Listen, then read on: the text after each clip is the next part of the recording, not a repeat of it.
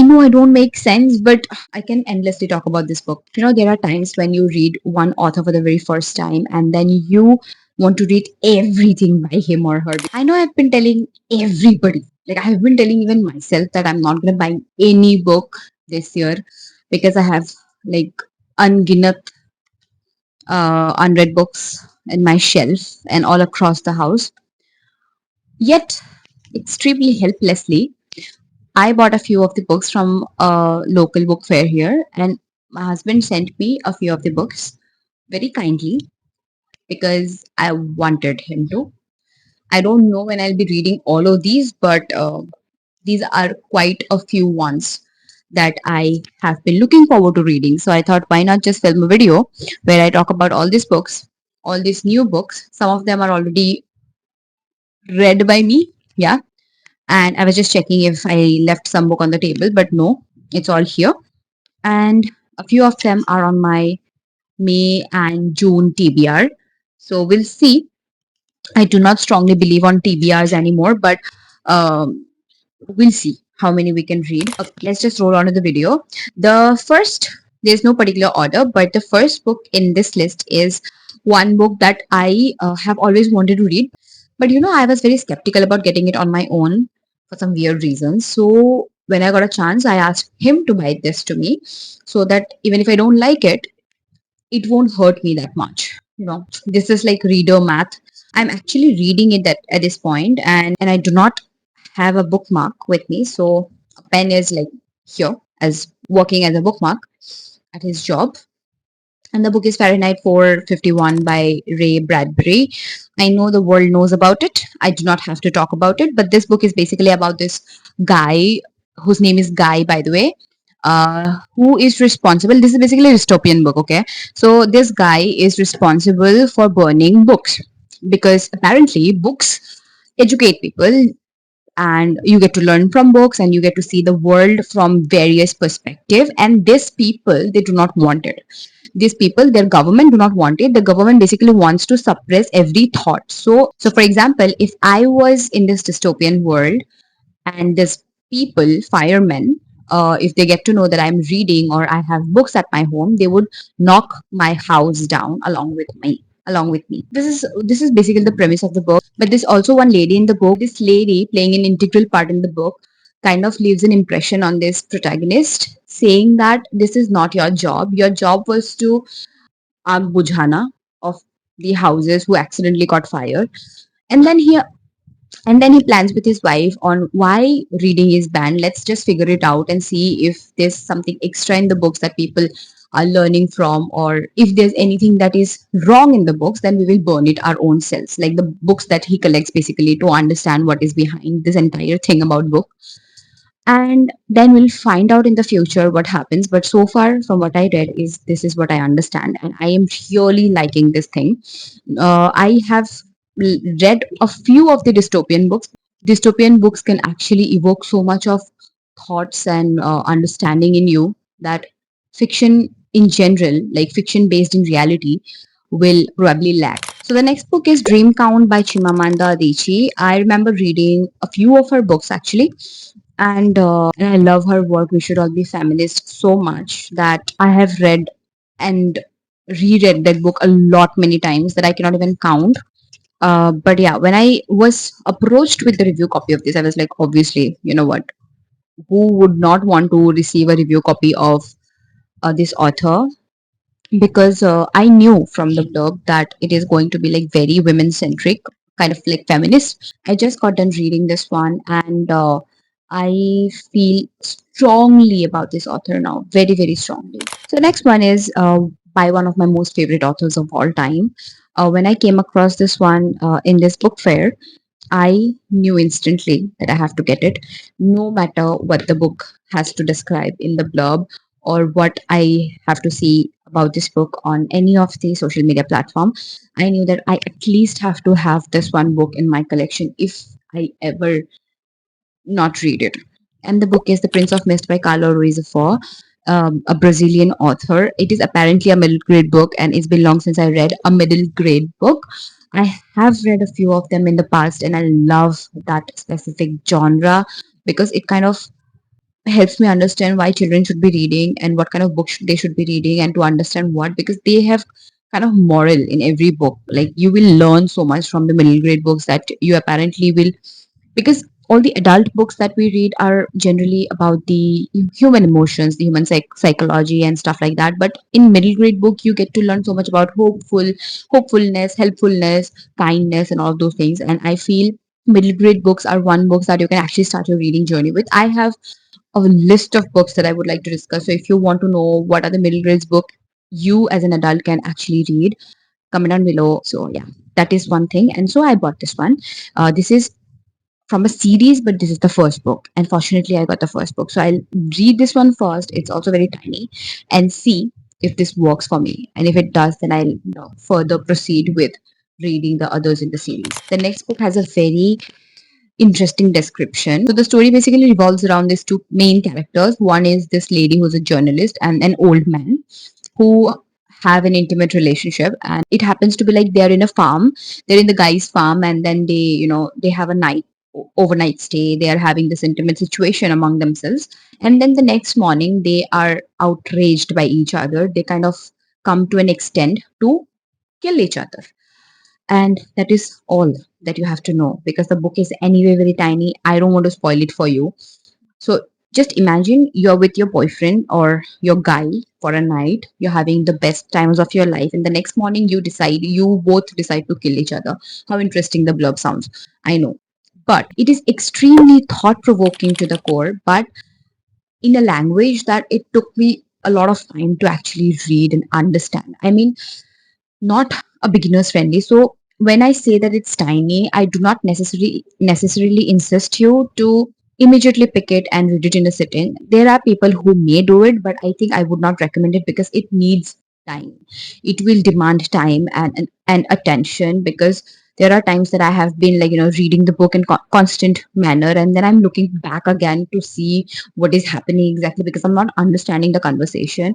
I actually also had to practically Google some of the things that I didn't understand from the book, and Google then analytically dissected that thing for me because it was a little tough for me to understand. So yeah, very interesting story. I really liked the theme of this book, but yet despite the size of the book, I would not recommend it to everybody and anybody.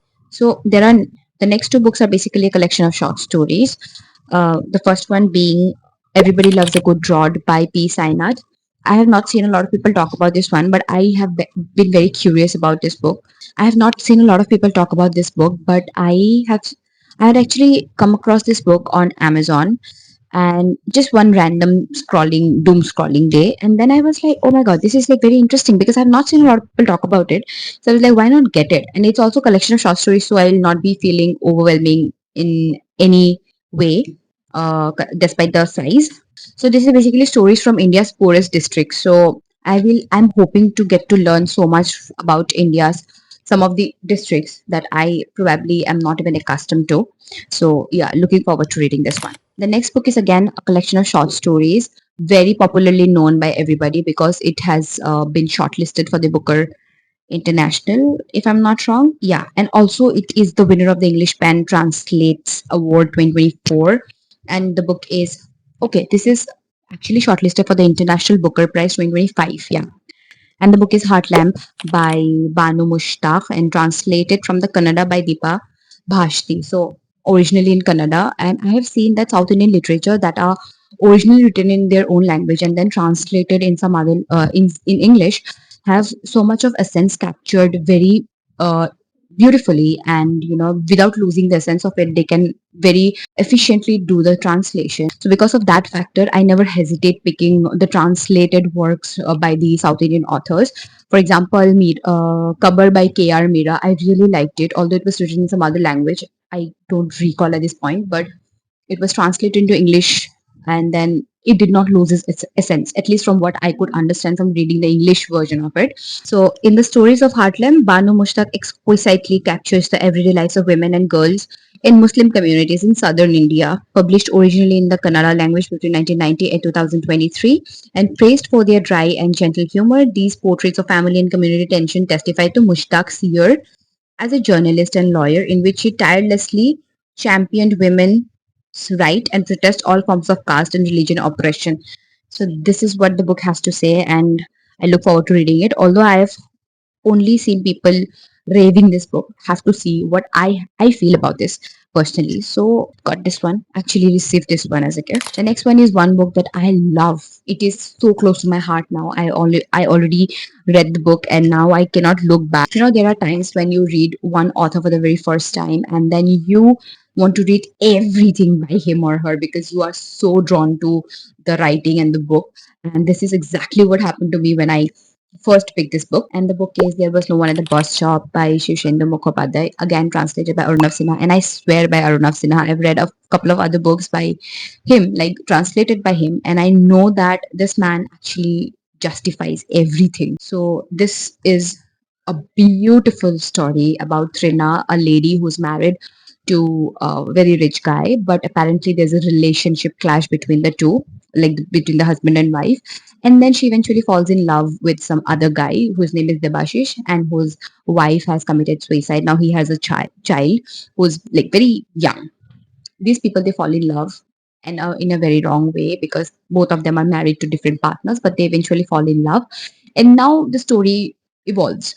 So I won't tell what happens, but you can understand how wrong the story sounds. But again, it is so wrong that it feels so right at one point that मुझे ऐसा लग रहा था just कर लो यार, जो तुमको मन है वो कर लो, जो तुमको अच्छा लग रहा है वो कर लो, because I felt for Trina. I felt what she needed and what she could not get. The longing, the helplessness in the nature of the character was so real. Although I didn't go through the same, but I feel that I have been through the same because I felt like I was one of the characters in the book, or at least I was observing. I was a neighbor who was observing everything that was happening around Trina, and I could, I just felt like, giving her a warm hug. I can endlessly talk about this book. The next book is basically one very tiny book, and because of how tiny the book is, I never wanted to get the book because of also the tiny aspect of it and also how costly it was despite being tiny. And it also won a Nobel Prize in literature. And when I said that I swear by this edition of books, I mean it because there were not a single book that I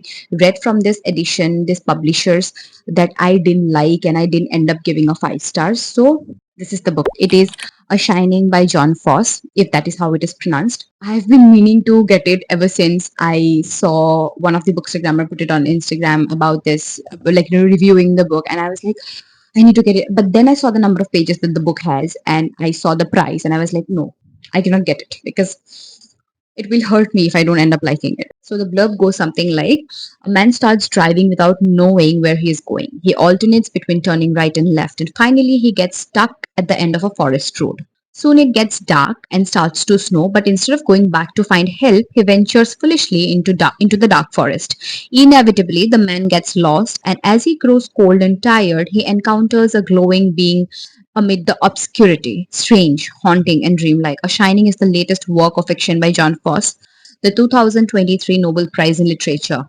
I'm hoping that I'm going to like this book because of how dark and how atmospheric it sounds, and I love atmospheric book. I actually wanted to start reading this the moment I received it, but again, I'm contemplating if I should be reading this one during winters because of how atmospheric it sounds and how amazingly it will complement with the weather then. But I don't know. I might also just pick it one random day and rave about it. I just hope that I rave about it on the camera for you guys to also read it. The next one is by one of my most favorite authors of all time. Not that I've read a lot of her works, but I remember reading two of her books. Two of her books, and also watched the adaptation of the same. And the book is The Handmaid's Tale and Testaments. I flew by the book. I was so hooked throughout reading both the books that I knew that I have to read anything this woman wrote. I already have two of her other books, which is The Blind Assassin and Alias Grace. But for some weird reason, I did not come across reading those books even now. But then, helplessly, because I love the author, I wanted to have this book in my collection because I knew that someday, even if I don't read it, I will at least admire my collection. That okay, one classic author that I'm obsessed with. At least I have a couple of books by her, and the book is Cat's Eye by Margaret Atwood. Margaret Atwood is basically known for her Handmaid's Tale and Testaments because that those won the award and also got adapted to some series and all. I love the series, by the way. very hard hitting dystopian, but at the same time, it kind of reminds me that, you know what, life may be like that some days. Because Handmaid still kind of gave me a lot of reality checks. Although it's dystopian, but it felt like we might happen to go through that phase someday. Unfortunately, I just hope that we don't have to, but maybe. Because I also read some articles from Japan that actually kind of resembled with what I watched in Handmaid's Tale. I don't know how far that is true, but yeah, that's about it. So, okay, the next few are basically this Penguin 60s tiny collection, and I got each one of these for 60 rupees from the book fair, all in great condition. So these are the ones. I got six of them, and first one being Khalil Gibran's Prophet, Madman, Wanderer. So I have read The Prophet. I already have the book with me, Prophet. Love that book. I can read and reread and reread and preach and practice that book all my life. And when I say I am obsessed with Prophet, I can do anything for people to read it. Like I don't know how convincing I am with my words, but please read Prophet. That's all I have to say. I got another book that has Prophet in it, and only because it had Khalil Gibran written on it and Prophet, I was sold and I got it. That's about it. I don't know what Madman and Wanderer has to do in this book, but I just got it. The next is Summer by Albert Camus. I have never read any Albert Camus, and I was never interested. I actually always contemplated on if I should be reading this author, because what if I don't like him, and what if I'm disappointed, or disappointed as in like I will be disappointed in myself if I don't end up liking this author, because classic authors, how dare you do not like it? I mean, I will be questioning my own self, and so that I do not have to challenge myself with more questions, I thought, why not give this tiny one a shot? If I end up liking this one, or maybe at least liking the story or the philosophies that he has to say or express, I will at least not be disheartened, because then I will be getting more books by him. So this is like a trial version of Albert Camus for me. Okay, the next one is again one of my most favorite authors. I have read this author last year. I cannot move. I have not moved on from that one author ever since I got a chance to read him. And I also actually did not buy any other books by him. I don't know for what weird reason, but this time when I saw this author, I was like, okay, let me get the tiny version of him again. And this is James Baldwin, and the book is Sonny's Blues. Don't know what this book is about at all. Just got sold by the title and by the author's name. That's about it. The next one is another author that I really want to explore this year, a classic author. I actually have too many books by this author in my wish list, but contemplation kind of procrastinated me from getting his works. So this time when I was in the book fair, I was like, okay, let me just get this one, give it a try. And if I like it, I will be getting other books by him. And that is Andrei Chekhov, The Black Monk. Here. These are very tiny and very handy dandy. You can like actually put it in the pocket. It's like a pocket sized book. The next one is a very interesting book, like a I am very fascinated by it. I might just also get started with this book just this evening, and it is Italo Calvino. I haven't read anything by this author again. So as to experience this author, I was fortunate to find this book, which is 10 Italian Folktales. I'm very fascinated because it's folktale and I don't know nothing about Italy. I was like, okay, this will give me a brief about how the author writes, what is Italian folktale. And the last book in this entire book haul thing is one book that I actually read this year, and I just very impulsively bought this book without even reading the blurb or at least reading the first page of the book, because I've already read the book. Without even reading the first page of the book, I just randomly bought the book. And although I'm not like sad, I might also just give this book away. Not even a book, it's like the same edition. Although I love the book, so there's no regret whatsoever, but I could have bought some other book instead. And the book is George Orwell's Pages from a Scullion Diary. This is the title that I read, and I was like, this would be something different from what I have read in Down and Out in Paris and London, because I thought, okay, diary entry, maybe it's like what do we call it? Epistolary, yeah. I thought this would be something non-fiction by George Orwell, maybe an epistolary format kind of a book. I didn't even flip the pages. Can you believe it? That's how impulsive I am when it comes to buying books. I just got it. And when I came back home and I read the first page of this, it says in the first page, the very first page, says an extract from Down and Out in Paris in London. And I have just read this book like 2-3 months back. Love that book. Though this is what happens with every reader, I believe. And if not, then you are not a reader, trust me. So these are all the books that I very lovingly received and bought. I am hoping to not buy any more books anytime soon. I'm so helpless. I think I should stop.